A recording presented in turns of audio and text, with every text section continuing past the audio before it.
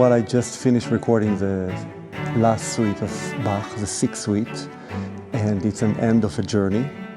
I've recorded all 6 suites now, and the last one I wanted to record with my students, to have an arrangement written specially for us to expand the sound of that suite to not just one cello, but to have 4 cellos on stage. And it was actually to conclude this journey with a look into the future, where instead of one cello playing it, maybe we can revisit these suites and have a group of cellists playing them together, where one line, of course, is the solo line, but the accompanying lines are supporting and creating a different feeling for those suites and make the player, myself in this case, play it completely different. And I always felt that this will be the case, where we'll have that kind of accompaniment with it. It will actually make me play different.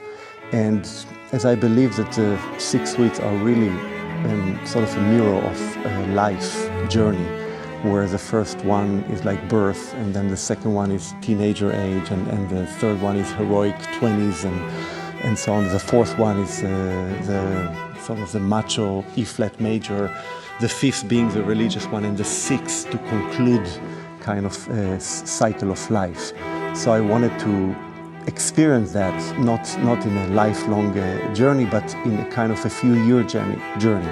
And I started recording the first 3 with a Pablo Casals cello right here in this beautiful place. And then came the pandemic, and I continued recording 4 and 5 here with a different cello, with a Grancino, and now playing the 6th with my own cello, the first cello that I own myself, and that became my voice, is a Carl Becker. So through the 6 suites, you see where I was in that journey, and I couldn't have better companions than my own students to do the last suite. We have so many obstacles in this suite because it's not for cellos, that we take time on certain places where maybe we shouldn't. When you have the orchestra playing and showing you the harmony and playing a rhythmic pattern under it, you cannot really take that time. And it forces you, as I said before, it forces the player to play it differently, to play it more as music of Bach, not as a struggling piece for cello. And it made the whole concept of the suite different. And the last suite being the end of the cycle, but also looking into the future, maybe it can be my little 2 cents or message to cellists around the world, that it's time now. We all play it, we all record it, we all make it our Bible, but maybe now we can also re-look at it in a different way and take it to the next step of actually it's purely music. It's not anymore cellists trying to figure out how to play it just on the cello. That leads me to the engineer that we worked with Johann, who is 6-time Grammy winner and really the best engineer I can envision doing such project. And it's not just that we're lucky to work with him, we have learned from him through the process. So my second CD, the 4th and 5th suite during the pandemic, was with Johann as well.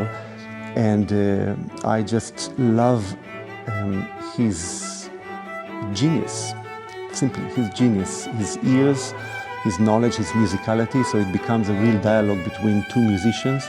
He's not just getting the right sound on the mic, he's actually diving into the piece with you, into the score, and knows it better than you do. And you come out from it a different player. You get the Johann experience, which we all got now. And I thought for my students, for the 3 of them, it's the first time they're in a CD recording situation, professional CD, to start from the top, like where are they going to go now? It's only Johann.